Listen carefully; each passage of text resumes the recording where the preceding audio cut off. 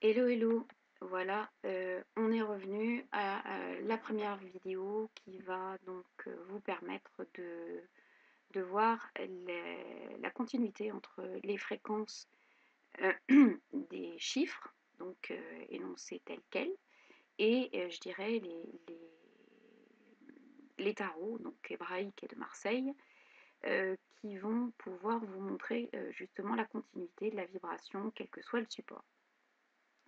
Donc, au niveau de la numérologie, j'ai choisi de pouvoir sectoriser les présentations en fonction, je dirais, de ce que ça représente au niveau de l'individu, le 1, 2, 3, au niveau du collectif, le 4, 5, 6, au niveau du spirituel, 7, 8, 9.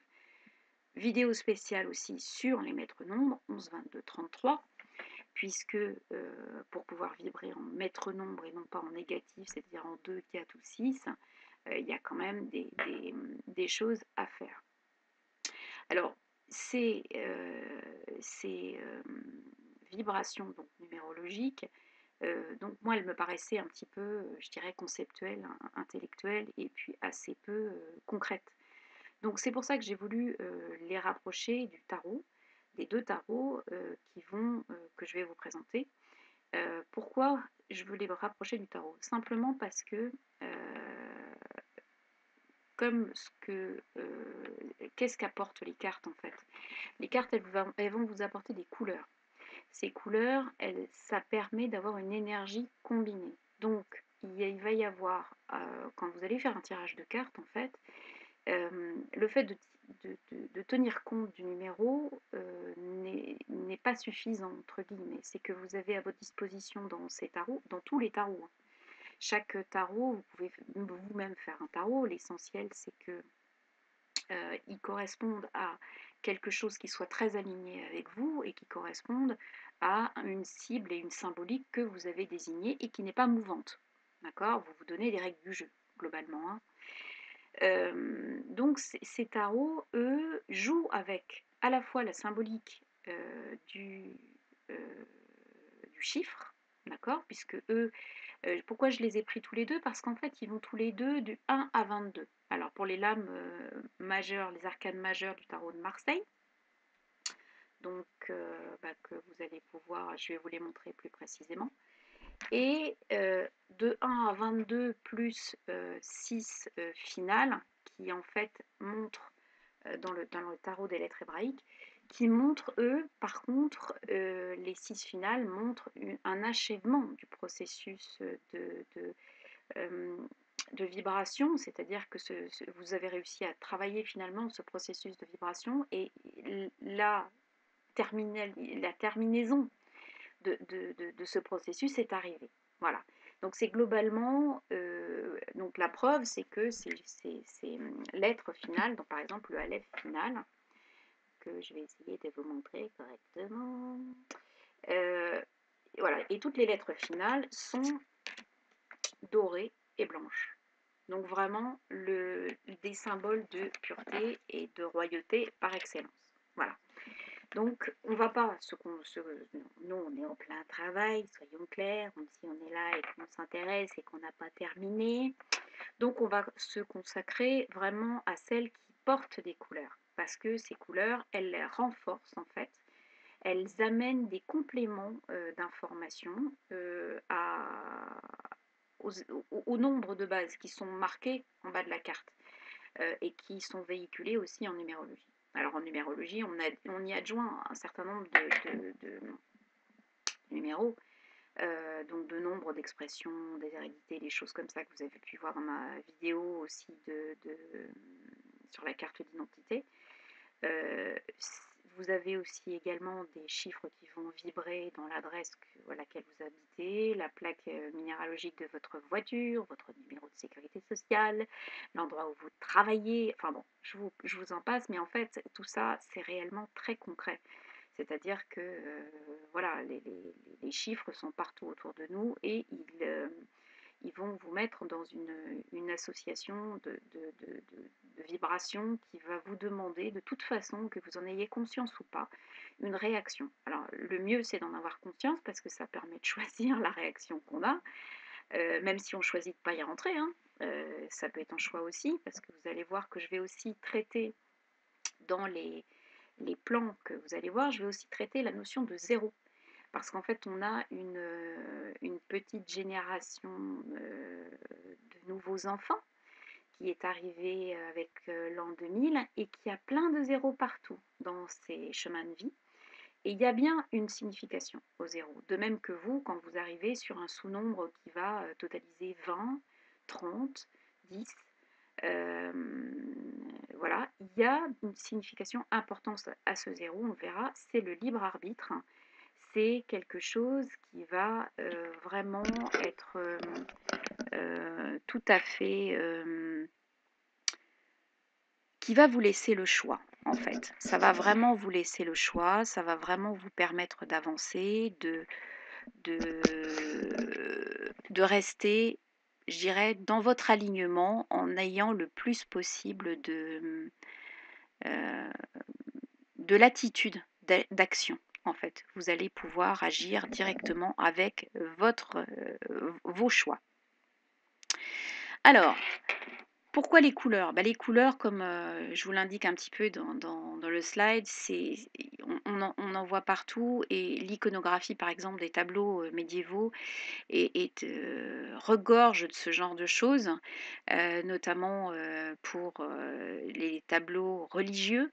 Donc on voit par exemple que souvent, tout le temps, systématiquement, les robes de Marie sont rouges, le voile est bleu. Alors pourquoi? Parce que le voile, de toute façon, va être le symbole de, de Marie, c'est-à-dire de sa pureté, de sa candeur et de son intégrité, alors que le rouge, c'est la passion du Christ. Donc on va comprendre que dès toute petite, elle va avoir cette robe rouge dans les tableaux, et donc elle préfigure déjà au niveau iconographique et au niveau vibratoire, c'est ça qu'il faut comprendre, la passion du Christ. Voilà. Après, il y aura d'autres constructions autour des couleurs qui sont, on va plutôt mettre des couleurs sombres jusqu'au noir quand on veut montrer des choses négatives ou réalistes. Des peintres même italiens comme le Caravage vont utiliser beaucoup les ombres et les couleurs, donc le blanc opposé au noir pour montrer la pureté, parfois dans des scènes complètement de la vie quotidienne, pour montrer la religiosité, la présence du divin dans le quotidien, donc par justement cette alternance d'ombre et de lumière. Le vert sera donc une couleur qui sera assez complexe à utiliser et qui maintenant a changé depuis le 19e et depuis l'utilisation des impressionnistes et des réalistes avec ces sorties de peinture où on peint avec la photo dehors, avec le fait de permettre de mettre les pigments en tube. Donc on sort et puis les photos donc, permettent des cadrages, donc on va peindre dehors. Et donc le vert sera vraiment sorti de sa valeur un peu satanique qu'il avait chez les catholiques. C'est la couleur de l'islam. Et c'est aussi devenu pour nous la couleur de la nature et de l'enfance. Mais ça, c'est vraiment depuis le 19e. Avant, ça n'avait pas du tout cette connotation-là. Et le vert était, cantonné vraiment à des choses qui étaient de l'ordre de la peinture des arbres. Mais bon, c'était tout. Il ne fallait pas lui donner autre chose. Donc ces couleurs sont utilisées dans les cartes pour renforcer la signification à la fois des personnages qui sont, ou des lettres, ou de la vibration qui est montrée. Et elles sont là pour donc vous donner d'autres informations lors des tirages. C'est-à-dire que peut-être que la symbolique de la carte ne va pas vraiment vous parler, mais attention aux couleurs que ça véhicule, parce que peut-être que ces couleurs, à l'instant où vous ferez le tirage, sont des couleurs significatives aussi pour vous. En plus du personnage, j'entends. Alors, les couleurs, évidemment, au final, on va surtout avoir dans les tarots des couleurs, enfin les tarots, je dirais les tarots standards, parce que maintenant il en existe plein, plein, plein qui peuvent, je ferai une vidéo pour savoir un petit peu comment choisir son jeu de tarot, parce qu'on peut tous avoir, on a tous des jeux de tarot qui nous répondent plus ou moins bien, en fonction de notre propre signature énergétique. Voilà, c'est toujours un petit peu compliqué d'avoir son jeu de tarot. Donc il faut bien le choisir. Alors les 3 couleurs primaires, voilà, on le sait, c'est le rouge, le jaune et le bleu. Et donc, à partir de ça, on fait toutes les autres. Alors, action. Au niveau vibratoire 1, au niveau, je dirais, numérologique, on a quelque chose qui est lié, donc, comme vous pouvez le voir, à l'unicité, à des choses au niveau du démarrage, de l'action. Ça, c'est dans le positif, d'accord? On se met en avant, on démarre quelque chose. Vraiment, c'est le 1, et quand ça va bien, et c'est aussi la vibration de l'unicité. Cette vibration, elle est très importante parce qu'aujourd'hui, on est dans une période où tous ces gens qui ont, comme moi ou tout le monde, des informations de temps en temps sur eux, sur des choses qui deviennent évidentes, c'est pour qu'on retrouve, qu'on travaille notre unicité, c'est-à-dire qu'on démêle toutes les énergies qu'on a intégrées sur nous et dont on ne sait plus vraiment si elles nous appartiennent ou pas. Donc il y a un retour à soi qui est pas de l'égoïsme, hein, qui est vraiment quelque chose qui nous permet de nous retrouver nous, pour justement cette unicité, elle va permettre de servir de support à démêler les autres et pouvoir les guider vers ce qu'ils sont eux-mêmes. Alors le problème du 1, c'est que, comme il a justement cette, dialectique d'affirmation, quand il s'affirme trop, il finit par être autoritaire et puis ou alors égoïste et puis, développer des choses qui sont donc liées à l'ego. Parce que le problème du 1, ça peut être un problème évidemment d'ego assez fort et en tout cas mal maîtrisé. Sur le plan des tarots, alors c'est là que c'est intéressant parce que quand on regarde, donc vous avez le tarot des lettres hébraïques à gauche et le tarot de Marseille à droite. Donc voilà, ça sera systématiquement comme ça que je vais vous les présenter. Et je vais vous présenter donc leurs significations respectives, donc de l'une et l'autre des cartes. Donc vous avez toujours, elles ont des numéros, hein, d'accord. Voilà, le Aleph, lui, donc c'est une rose sur un fond rouge. Voilà, et donc avec cette lettre qui commence l'alphabet hébraïque, d'accord? Donc on est sur quelque chose qui est pareil. Donc la vibration 1, ce qu'on peut voir, c'est que le Aleph, c'est l'unicité. C'est le commencement, c'est la prise de conscience, c'est le retour à l'individualité positive, d'accord? Ce qu'on va voir, c'est que sa racine, c'est Alaf, donc se familiariser, c'est l'enseignement, donc c'est exactement ce que je vous disais, on drive les autres ensuite.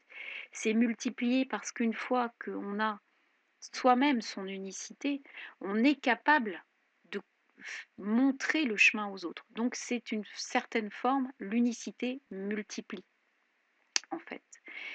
À l'origine, on a quelque chose qui est très rustique, c'est-à-dire que voilà, c'est une carte qui signifie donc le un aussi collectif, donc la famille, le chef de famille. Donc voilà, on voit que dans son unicité, dans son origine, en fait, cette lettre, elle a vraiment, dans sa racine, elle porte une vibration de un.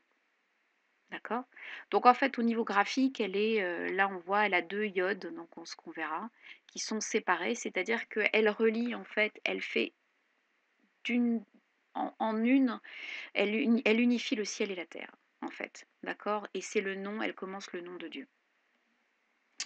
Au niveau de notre tarot de Marseille, que j'adore aussi, en fait, on a notre petit battleur, que je vais essayer d'agrandir, voilà. Ce petit battleur, en fait, lui, il est tout jeune, d'accord? Et il est devant une table, il a le symbole de l'infini dans son chapeau, donc il a pas mal de choses à faire, hein, qui lui sont possibles, l'infini. Donc il fait ce qu'il veut.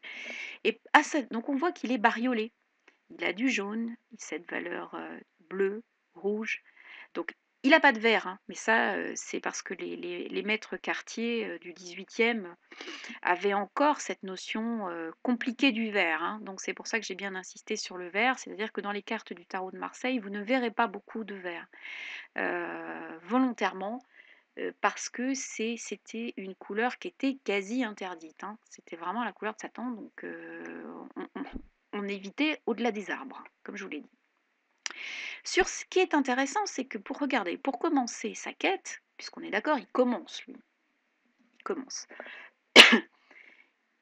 Et donc, il va pouvoir utiliser tout ce qu'il a. Alors, dans le tarot de Marseille, en fait, vous avez des choses qui sont quand même vertes, qui sont liées au bâton, ce qu'on appelle, parce que les arcanes mineurs sont nombreux dans le tarot de Marseille et donnent des précisions, évidemment, dans votre tirage. Alors après, vous les utilisez ou vous les utilisez pas, ça peut apporter de grandes informations, hein. Et donc là, au niveau de la table, il a tout ce qu'il faut. Il a du bois, il a des coupes, il a des contenants, il a de quoi couper, etc. Donc en fait, il a tout ce qu'il faut. Tous les outils lui sont donnés dès le démarrage. Donc c'est ce qu'on nous dit au niveau, je dirais, du tarot c'est ce qu'on nous dit au niveau de l'univers plutôt. Vraiment que chacun dispose à chaque fois pour propre, sa propre quête de ce qu'il faut.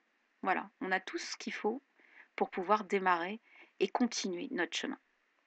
Voilà. Ensuite, vibration 2. Alors, vibration 2, au niveau numérologique, c'est coopération et équilibre. C'est-à-dire que ça, c'est quand ça marche. D'accord. Et c'est la dualité. Donc, il faut qu'on puisse intégrer l'autre. Alors, qu'est-ce qui se passe souvent quand on a du 2 un peu partout en numéro? On n'intègre pas l'autre, on se frite avec. Donc, ou alors on se laisse complètement bouffer. C'est deux possibilités du 2. Donc, on voit que ça correspond aux lettres B, K et T. Donc, quand vous avez ces lettres-là qui sont très présentes dans vos noms, dans vos prénoms, dans des choses qui vibrent près de vous, effectivement, il peut y avoir ce genre de choses, d'énergie qui apparaît. Donc ça peut être quelqu'un que vous connaissez, qui a ces lettres-là, etc., et dont vous voyez qui est très agressif ou je ne sais pas quoi.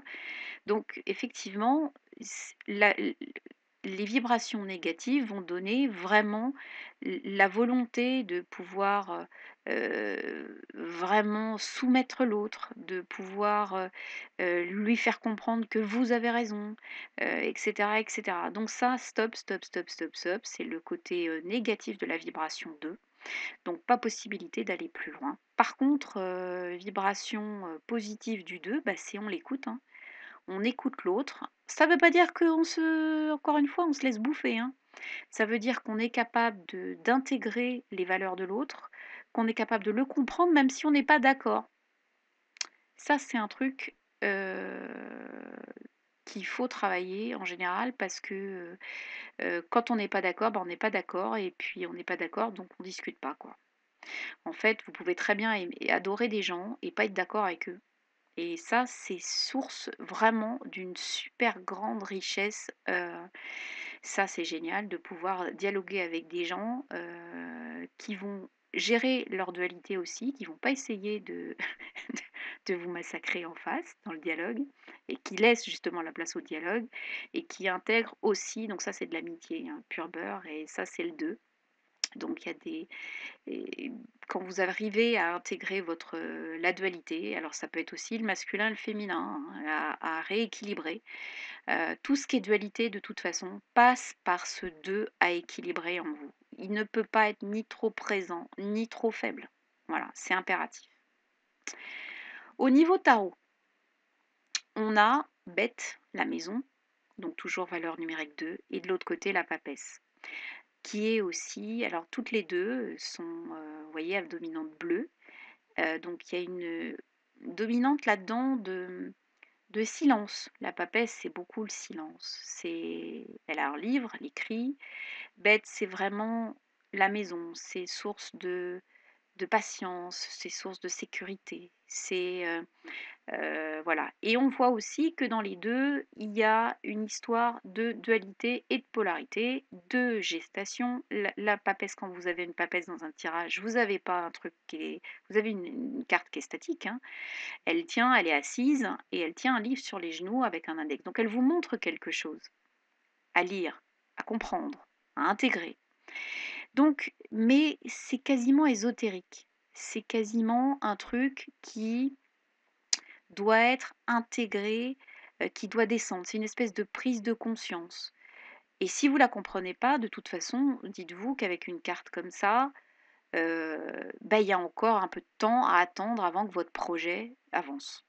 Voilà, que, je sais pas, quelqu'un, puisse débloquer la situation. C'est pas un blocage, c'est vraiment l'intégration d'une information par un côté, presque quasi, concret. C'est-à-dire qu'on ne vous demande pas de l'intégrer au niveau intellectuel par le mental. On vous demande presque de l'expérimenter émotivement. Je sais pas si ça se dit ça. Bref, en tout cas, je pense que tout le monde a compris. Euh, Réellement, il faut, et c'est pareil pour Bête, la maison, c'est quelque chose de doux. Il y a vraiment de la douceur dans cette carte-là, mais il y a aussi quelque chose, une force d'inertie. D'accord? Il y a vraiment une intégration de la dualité. Il y a vraiment l'autre doit être intégré, l'autre doit être compris, voilà. Et il faut se laisser du temps pour ça. C'est pas forcément quelque chose qui se fait tout seul. Voilà. On va passer au 3. Le numéro 3, donc toujours vibration, plan individuel, mais cette fois-ci, on est sur quelque chose qui sort. Il n'y a plus besoin tellement d'intégrer. Là, on était sur du 2 où on avait besoin d'intégrer. Là, on est vraiment sur autre chose qui nous permet d'intégrer, je dirais, plutôt notre créativité pour la laisser sortir. Donc, le 3 en numéro, et pas qu'en numéro, vous allez voir, c'est vraiment laisser tout sortir, la créativité, l'expression. Alors attention, les chemins de vie 3, c'est pareil. Alors tout ce que je vous dis, c'est aussi valable pour la signification de vos chemins de vie, hein, bien évidemment, puisque ces nombres-là, qu'ils soient du 3 dans la journée ou qu'ils soient votre chemin de vie, c'est évidemment s'il est votre chemin de vie, ben, il va vous peser au-dessus de la tête toute la journée, toute votre vie. Et si c'est juste le jour 3, hein, comme on le verra dans une prochaine vidéo, bah, demain vous en serez libéré. Mais il y a quand même une information à tirer de ça. Alors cette vibration 3, toujours plan individuel, créativité. Donc on démarre des choses, il y a une action dans cette carte 3. Il y a une action, il y a un mouvement de soi vers les autres. On sort. C'est pas la carte 2 qui est une carte statique ou le 1 qui est une carte de démarrage, qui est une carte d'enclenchement, je dirais, de plan. Cette carte, ce 3, donc ce numéro 3, lui, il demande à ce qu'on prenne sur soi la responsabilité d'une action. Il demande aussi à ce qu'on prenne sur soi la responsabilité de ses paroles. C'est-à-dire que quand vous avez un 3 qui vibre négativement, globalement, soit il est complètement muet, ça peut arriver, c'est-à-dire qu'il n'ose pas se positionner dans un groupe. Il ne pense pas que ses propos soient audibles par les autres et du coup, il se transforme en transparent. Et pourtant, ce sont souvent des gens qui ont beaucoup de choses à dire. Ils ont les 3 au niveau de la parole, des écrits et de la créativité, ce sont des gens qui sont riches. Ils sont très, très, très, très riches et quand ça vibre négativement, ben, soit on ne les entend pas, soit ils sont d'une perfidie, d'un fiel et parfois je sais pas, du sarcastique, critique et tout, mais c'est un truc, ils s'en rendent des fois même pas compte, alors ils viennent de vous assassiner. Bon, il y a aussi beaucoup dans les vibrations négatives, peu d'écoute, bon, de la colère, mais globalement beaucoup d'ego. Pour finir avec cette vibration 3 et cette première vidéo que je voulais courte et qui n'est décidément pas courte, on va comparer le tarot de Marseille et le tarot des lettres hébraïques. Pour les lettres hébraïques, on a Guimel. Guimel, c'est le chameau. C'est-à-dire qu'on voit il va traverser. Il y a une action, il y a un mouvement. Vous voyez, il y a bien la même chose. Hem, en fait, Guimel, lui, il va compenser, c'est-à-dire qu'il va prendre, un déséquilibre de la dualité et il va l'emmener. Le 2, en fait, il va fusionner le 2 et le 1 et il va les emmener. D'accord? On va avoir du 2 plus 1 égale 3. Donc lui, il va emmener toutes ces forces-là vers quelque chose, vers un but. Après, on ne dit pas que. Il y a une espèce de notion de solitude aussi à l'intérieur. Il y a une espèce de notion de responsabilité d'action. C'est-à-dire, je dois me rendre quelque part. Donc, dans la racine de ce mot guimel, ce qui est intéressant, c'est que c'est gamal, rendre quelque chose à quelqu'un. C'est-à-dire qu'on va vraiment rendre à son âme quelque chose et on fait mûrir, d'accord, les choses. Et tout de suite aussi, on a cette idée de parole créatrice qu'on a aussi dans le 3 numéro créativité et qu'on a aussi, pour faire le parallèle, dans le tarot de Marseille, puisque ben, le tarot de Marseille, c'est ça, le 3, c'est l'impératrice. On a vraiment quelqu'un qui est magistral, d'accord, et qui va enclencher, c'est aussi un mouvement. Elle est pas statique, contrairement à ce qu'on pourrait croire. Elle engage des choses, elle est dynamique, elle est positive, elle va de l'avant. Il y a du mouvement, il y a du développement personnel, il y a la réflexion, il y a de la vivacité dans cette carte-là. Voilà, après, il peut y avoir effectivement, si elle sort en négatif, on peut avoir du piaillement, des choses comme ça. On peut avoir des blocages, on peut avoir des choses qui sont de l'ordre de la dispersion, on va dire aussi. Mais au niveau vous voyez, de ces parallèles entre les vibrations, donc purement chiffres, nombres, et les vibrations qui sont des tarots, donc qui sont totalement opposés, le tarot de Marseille et tarot des lettres hébraïques, même si on a ces 22 lames qui se font écho, on voit bien que ces supports qui sont culturellement totalement différents peuvent être associés et renvoient en tout cas à une même projection et à une même signification et en tout cas la vibration reste complètement euh, unique. Voilà, elle est universelle et à la fois universelle et unique. Elle est quel que soit le support. Voilà, et bien je vous retrouve pour la vidéo qui va concerner les plans 4, 5, 6 qui sont des plans beaucoup plus collectifs et que j'espère moins longs. Ciao ciao.